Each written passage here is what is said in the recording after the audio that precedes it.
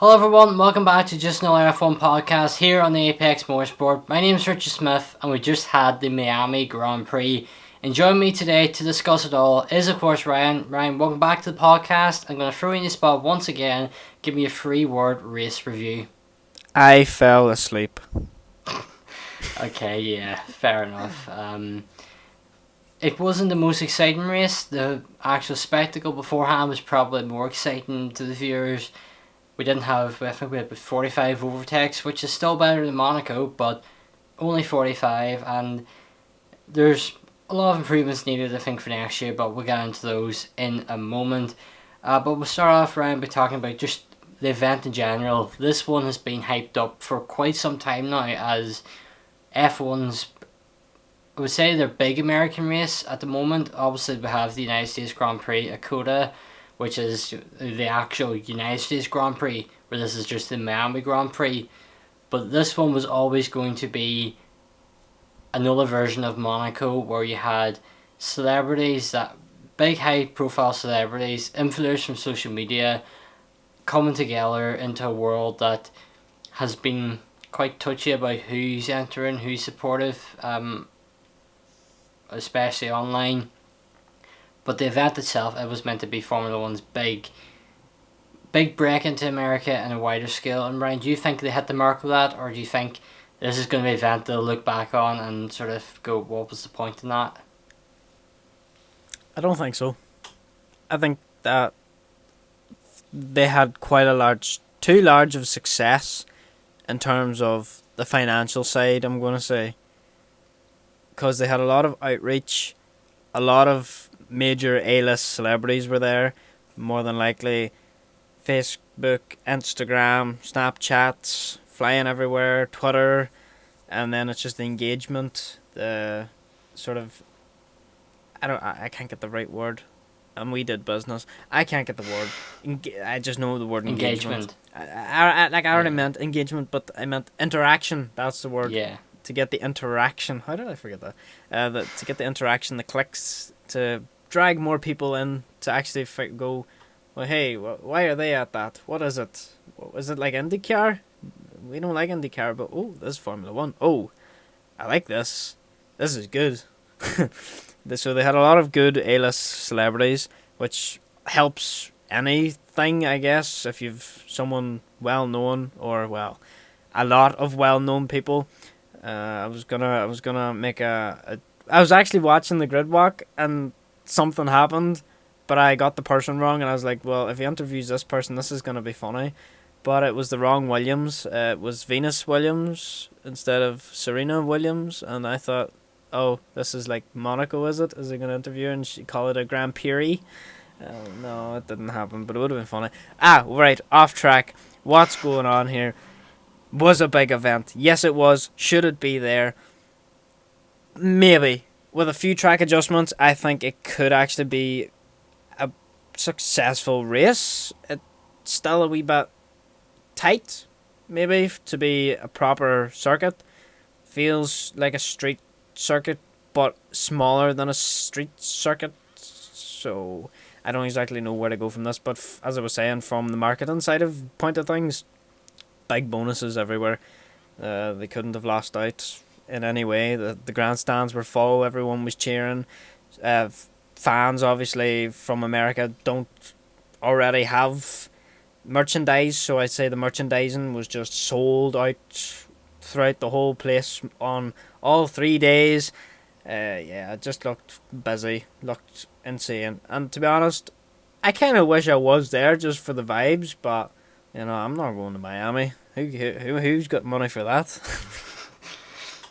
Yeah, I think the issue for me was I didn't really get to spend through the weekend, immerse myself into the build up, because you'll see from the content across the Apex, I was at Silverstone for the Silverstone 500 British GT race, so I didn't really get to see anything on Saturday and Sunday. I only got literally to see the qualifying session and the race. That's all I really got to see. I didn't see much of the practice sessions. I watched about the back the highlights, but from just looking at that, I felt like I was watching an IndyCar race, because quite often, on a Sunday evening, if I go on Sky F1 and see IndyCars on, I'll put it on, and it might be halfway through the race at that point, and it felt very much like that, the whole build up. And I didn't get to watch the grid walk either because I was back late, and so I felt like I missed all of that. And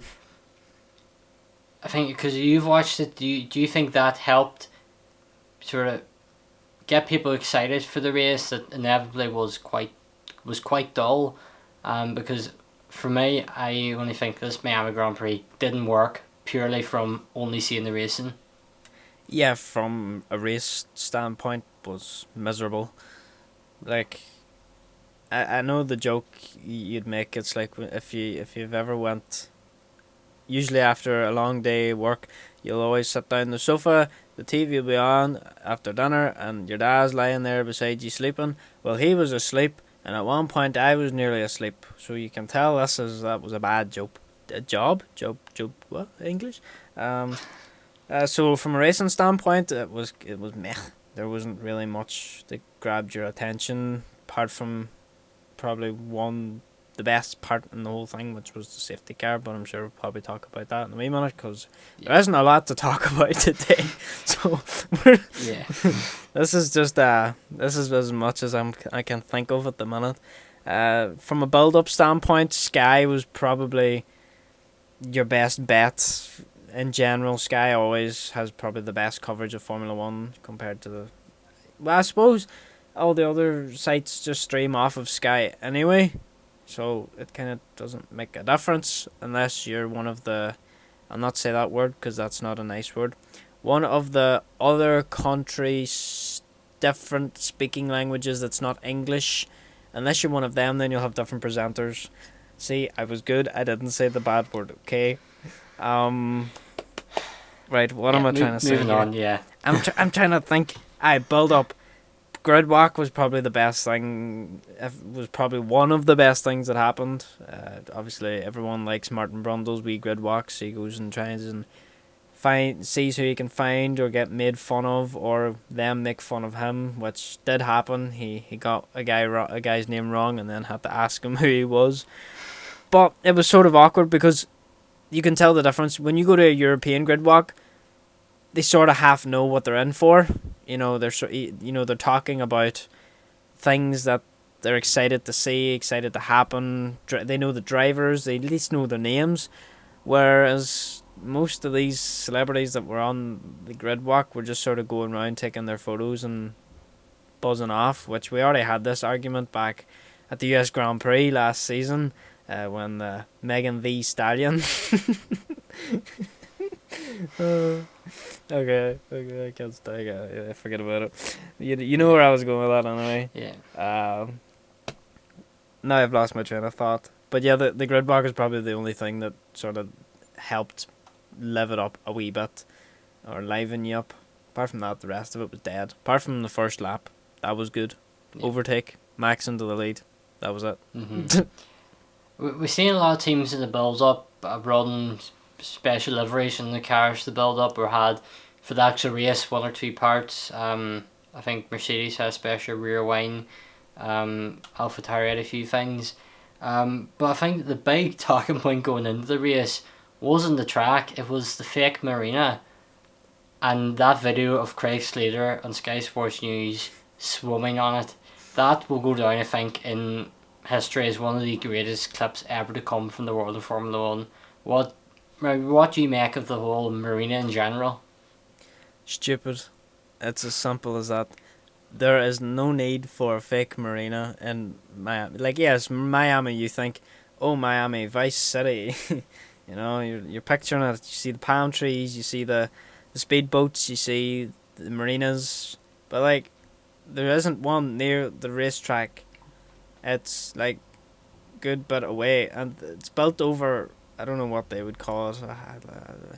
What would we call it? I don't know. Just like high level roads. No, I think they call them highways. Yeah, but would that be the highway or the interstate or the I don't know what they would call it. Very complex road systems that involve everything but roundabouts, basically. Yes, because they don't understand that roundabouts are more efficient and can work, but they don't know how to drive them because going around in a circle to go to your destination is too difficult. They need X junctions at every single place going to with traffic lights. If a roundabout had traffic lights, I'd say they'd be alright. They just see green, go. What happened? Where am I? Where's my train of thought? What did you even ask me? I mean, 11 minutes into the podcast or so, and you've already gone off in 4 tangents. This is going well around. Yeah, I forgot what you even asked. Yeah, me. I just... Fake Marina. Oh my, fake the Marina, fake Marina. yeah. So, yeah. Long story short, it's awful. It's stupid. Why did they implement it? Wasn't needed. Wasn't called for. Nobody asked for it. Why is it there? Yeah. Let's move on to some of the actual racing now. What race? There isn't a lot to talk about. Probably the big talking point, one off, maybe 2 or 3, is Lando Norris's crash. Mm-hmm. It looked probably... spectacular is the wrong word, but it looked quite dramatic watching it live, but somehow he didn't hit the wall, which was quite impressive. He didn't really have much control over the car, but it was sort of unexpected to see something like that happen, and of course the wheel come flying off. It probably could have caused a lot more wreckage than it actually did if it hit the wall, so thankfully he was okay, obviously out of the race. But Ryan, what did you make of that incident? In terms of that incident, I think Gasly more than likely was at fault. He went off track, went to come back on track, pulled in a little too hard to the left. Lando was right beside him. Obviously, if you watch the replay, where Lando was and where Pierre's car was, looking in the mirrors was no good because it was in a completely wrong angle to even see that car coming there. He would have had to have literally lifted his neck, looked 90 degrees and a little bit more to have seen him alongside before he moved, because obviously mirrors wouldn't pick that up. So it was kind of his mistake for maybe joining unsafely, would be maybe the best term to use. But I didn't expect the wheel to go babushka that quick. I thought, it'd be a shunt, it'd be a spin, it'd be something. Not the whole wheel just went, bye, have a nice time, boom. So yeah, that happened.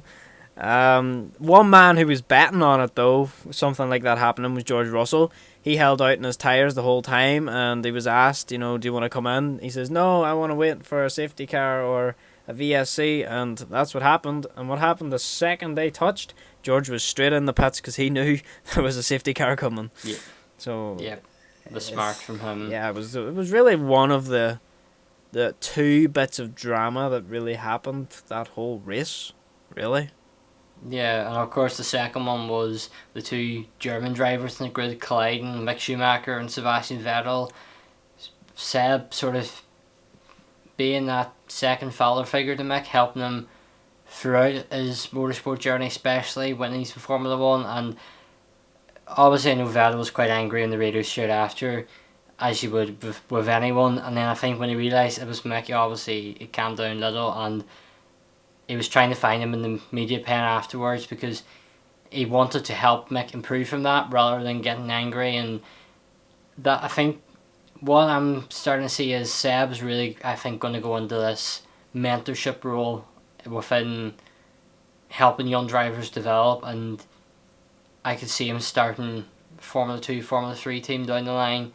I don't know where I'm just thinking that's somewhere I could see him. But Ryan, what did you make of that incident, and do you think that's a potential path for Vettel to go down? Could possibly be. Obviously, Lewis Hamilton thinks he's doing stuff with karting, but we don't hear much of it nowadays. But if you've got a Formula 2 team or a Formula 3 team, that's gonna be seen every other weekend or so, maybe every 3 weekends, because they don't always go to every track Formula 1 goes. As towards the incident or the incident, stop.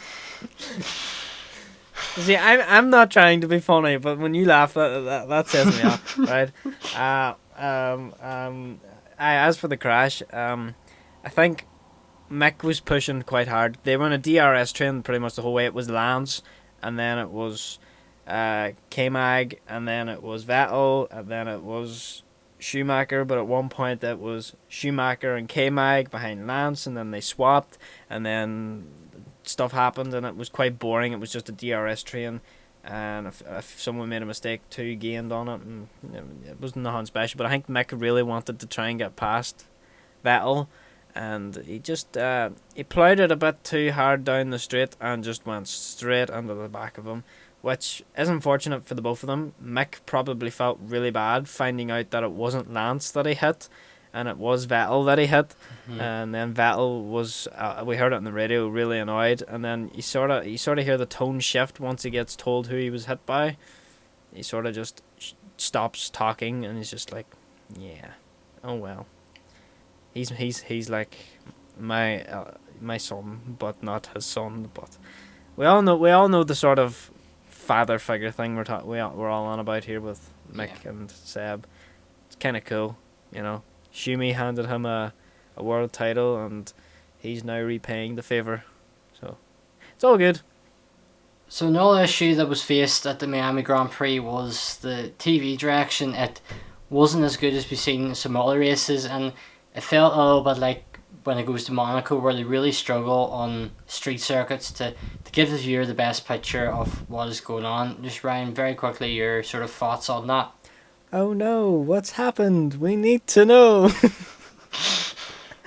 It wasn't that bad, but it still wasn't great. We were focused on a DRS train for about 13, 14 laps of the race, and not once did it cut away to any other battle, because there was no other battles happening. I wanted to see the battle going on between Hamilton and Bottas, because I kept seeing it in the side, and it was like Bottas and Hamilton gap kept getting closer, and then it disappeared a bit, and then it got close again, and then Bottas made a mistake, which they actually caught on camera once they finally decided to flick over to the Hamilton, Bottas and George Russell battle.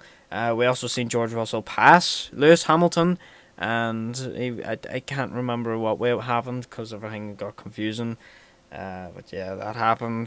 TV direction wasn't the worst, wasn't great. I don't know what happened. Was it hired out privately again or something? I hope not, but usually we expect better than this. There wasn't. I honestly can't even remember if there was much used. If there even was a helicopter, I can't even remember. There was, because we kept getting an aerial shot of the marina. Ugh. I honestly, I don't even think the heli was used that much that whole time.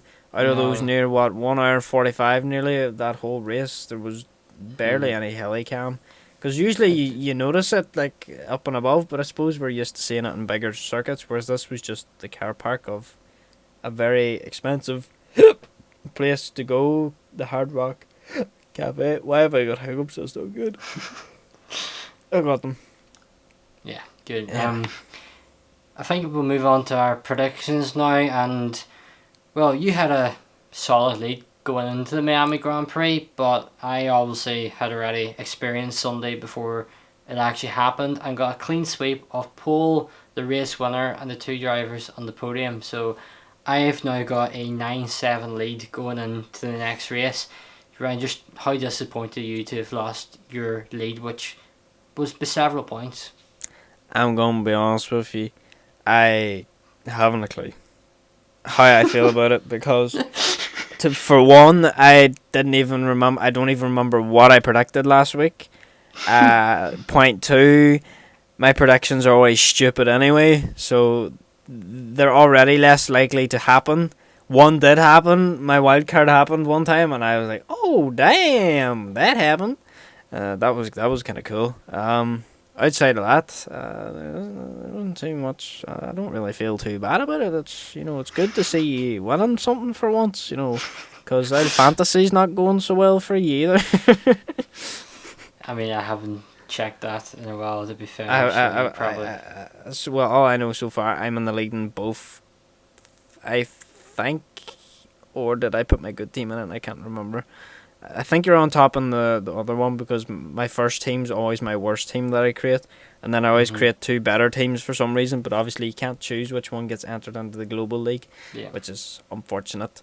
But yeah, so that happened. So yeah.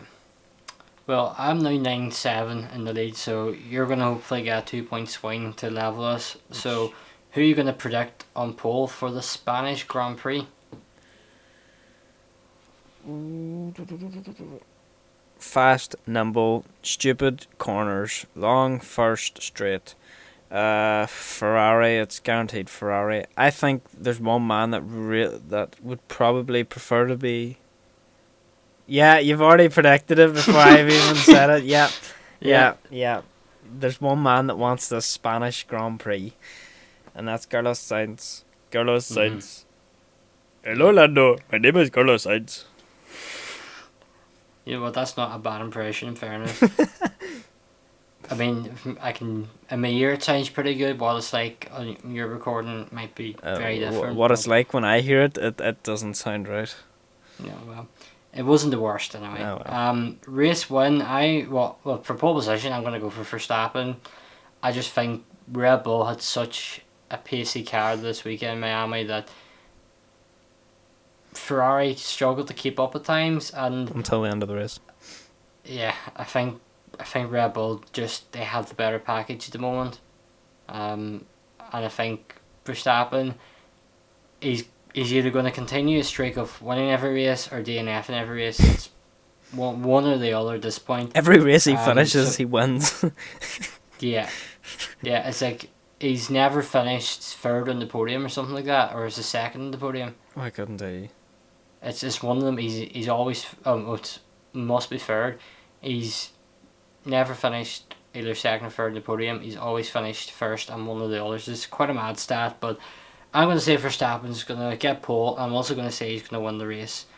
Who are you putting as your race winner, Ryan? I think it's going to be the other Ferrari. We're going to see another thing happen to Carlos, whether it be not an engine penalty, whether it be just a bad qualifying session, he crashes out, whether it's mechanical failure, whether he's just going to get passed by Max and Charles and obviously can't do anything about it, or he gets a bad pit window.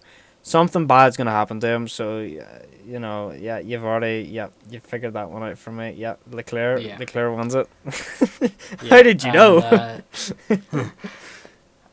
For podium, who's going to join Leclerc? I still think Sainz, it's quite a bog standard podium, but I'll switch it up just to make things exciting. So we'll stick on Sainz as well as who could get mixy? Gargo Ruckle. Okay. We'll stick him on there. He's doing well. Interesting. He's the only one doing well at Mercedes. Yeah. I'm going to put Leclerc and Perez on the podium as well. So, fastest lap, I'm going to go for my usual Lando Norris prediction because he'll do it someday. Yeah. And Ryan, who's going to get your fastest lap? It's going to be Max's Verstappen. Okay. And then the new prediction for this year, safety cars. I'm going to go 0. España. Did they lift the curbs? Not the curbs. You know that very tight chicane where it goes left, right really quickly? Did they remove that or is it still there? I don't think they made any changes to speed. Okay, we're going with 2. 2, okay. Whether that's 2 VSCs or a VSC for the first one, and then we'll argue that's our end of season debate. Yeah. So the last time around for the wildcard, this is where you get up your random number generator. Oh yes. Yes. Last time we both drew the 2 Alpha drivers, and I had Bottas down for P8 and he finished P7, so I was actually very close with that. Zhou Guanyu, of course, didn't finish the race for you. He didn't. Yes. So give me my random generated number. And then we scramble our minds to see which. We click it twice, we click it 3 times, and your number is 59. So that would be Sainz. Let me do. Or, no, What did I say? 59.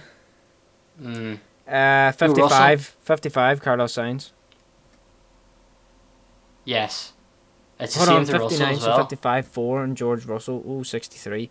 Well, you're Oh. lucky you get to take your pick. You know what? I'm going to go Russell P4, Sainz P2. Actually, I'll go Russell because I've Sainz in my podium. Yeah. I think that's fair. So Ryan, your random number. And why is it number 44 already? We click it once. I'm scared of the size. We click it twice. We click it 3 times. And we click it once. Oh, close. 38. Yikes. Number 38. What's that closest to? Oof. It's a really scramble our It's literally brains to Lewis try. Hamilton. The closest to Lewis Hamilton. No, this isn't fair. No. Right, Lewis Hamilton will finish no higher than 8th. I think that's fair. Okay. I think that's fair. Yeah, that's fair. So for next week's predictions, we're gonna both get the Red Bull drivers. That's my What happens if I click it wildcard one prediction. Ah, oh, come on. If I'd have clicked it What one more number is time, I it? would have had Leclerc. Well, there you go. So yeah, Ryan, that's gonna bring end to today's podcast. Have you got any final thoughts? We still haven't worked out what you meant to say at the end. Before we go to Spain. Joe no go. There we go. So he's gonna he's gonna be the DNF master. Joe no go. Okay, fair enough. Okay. So yeah, this weekend is of course the Northwest 200 weekend. Yes. There's racing currently on all week, and unfortunately I can't be over to watch it this weekend. It's been a few years since it's been on. Ryan, I'm sure you're going to be down at it. Yeah, it's if you're living in Northern Ireland, go and watch the Northwest 200 because it is simply incredible, and road racing needs the local support. So go along, buy a program, get a grandstand seat, watch the racing, enjoy, go into the paddock. I think you have to pay a little bit extra, but it's very cheap. Go enjoy. It's a great day's racing. Fingers crossed the weather's great. It's looking You've good so far. riders from British Superbikes, the likes of Glenn Irwin, Peter Hickman taking part, and it's used as a preparation for the Isle of Man TT races, which is also incredible. So Ryan, just if you got anything to say on that.